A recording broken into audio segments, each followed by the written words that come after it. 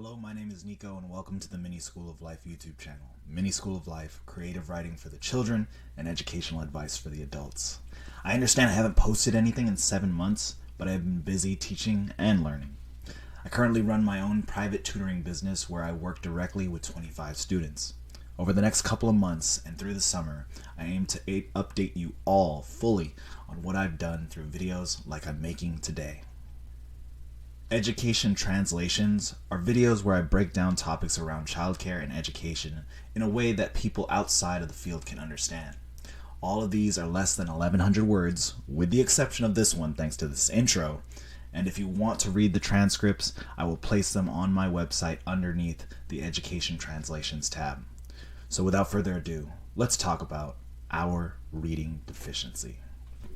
Contrary to popular belief, reading proficiency in America has been a point of concern even before the pandemic. Since it's testing season once again in schools, it only feels right that we talk about the scores we've been earning as a nation. The graph I will show below are from the NAEP results for state by state as well as California itself. For those that do not know what the NAEP is, according to their website, the National Assessment of Educational Progress, NAEP, is a congressionally mandated project administered by the National Center for Education Statistics, NCES, within the U.S. Department of Education and is the largest continuing and nationally representative assessment of what our nation's students know and can do in select subjects. The NAEP reading assessment uses literary and informational text to measure students' reading comprehension skills. Students read grade-appropriate passages and answer questions based on what they have read. As you can see, going state by state as far back as 1992, not a single one of them has shown an increase in score. In fact, the majority of the states have shown a decrease in their average scores. If you want to look deeper into the graphs, you can do so here, in the link I provide. If you click on just the state of California, you'll see that we've been staying consistently below NAEP proficiency since 1992. Not once have we been above that line. The information above is concerning for many reasons and raises many more questions. The most important of which is this: how is it that we've gone through so many decades as a state and a country without ever achieving proficiency? I believe the main cause of this problem is the lack of spirit that schools have towards reading and writing.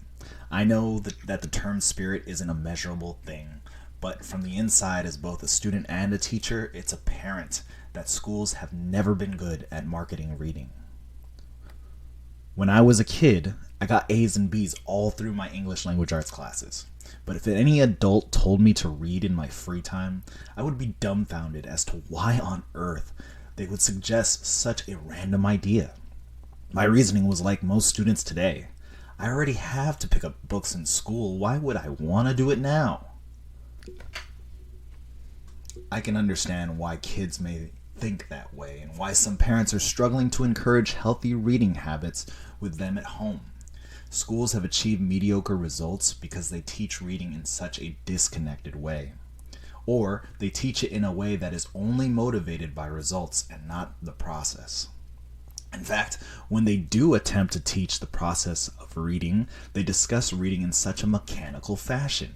Most assessment questions for reading are posed like this: reading levels, find the main idea, list 3 reasons, recall what happened in paragraph 2. This approach to teaching reading is misguided. It teaches reading as if it's just a scavenger hunt for information. In other words, find what's asked of you and bring it back. It's not important to look for anything else. True reading, reading for curiosity, adventure, or pleasure, isn't anything like that. Sure, we glean information through the process of reading, but reading is such a personal human experience. You and I may read the same novel, but your takeaways from the book could be uniquely different from mine due to our individual lived experiences. To go further, what if there is an event in the middle of the novel that sticks out to you, and for some reason I don't remember it? Have I failed in my reading of this book? Are my skills as a reader diminished? This same example can apply to nonfiction books as well. Perhaps the best argument for this disconnected approach to reading is they're going to need these skills for testing and assessments later on in high school and college. I believe that that is true. They will need it. I'm not arguing against how they're assessed. I'm arguing over how reading is taught before the assessment. A lot of teachers, all wonderful and kind people I'm sure, rely on teaching ELA through standard curriculum books or applications. They teach to the test instead of just teaching students to enjoy reading. Additionally, a lot of teachers teach reading as if they themselves are bored by it. During my time working for public schools, it was alarming to me how little teachers would voluntarily read. Sure, they read memos, emails, books in class to their kids, but when it came to reading at home or even at work, I never saw it. I'm not demanding that all teachers should be reading Crime and Punishment in their free time, but how can you expect kids to care about reading when you yourself don't seem to care about it? Outside of getting kids to reach a certain number on a test, it's like being a PE teacher who doesn't like exercising. The solution to this isn't simple, but I think subtle changes can make a world of difference. I believe all the adults in a child's life should walk the walk when it comes to reading. Teachers, instead of working on emails when the class is working on assignments, quietly read a book somewhere around the kids. Read books that spark your own curiosity outside of school. Just because school's over doesn't mean the learning stops. This sentiment needs to be reinforced by parents doing the same thing with their children at home. I'm not asking parents to read in front of their child for hours. Just like teachers, a little a day goes a long way. Quietly read for 10 to 20 minutes around your kids. Don't underestimate the power of reading aloud to them as well. Audiobooks are fine, but if you have an opportunity to read to your child with enthusiasm and purpose, do it yourself. It's incredible for a child's vocabulary growth because it allows them to focus on the context, cadence, and structure of a story. In layman's terms, you're exposing them to a ton of words at a pace they might not be able to read at by themselves. And that's it. That's my thoughts on on our reading deficiency. If you want more, I'll be happy to talk about it in the future.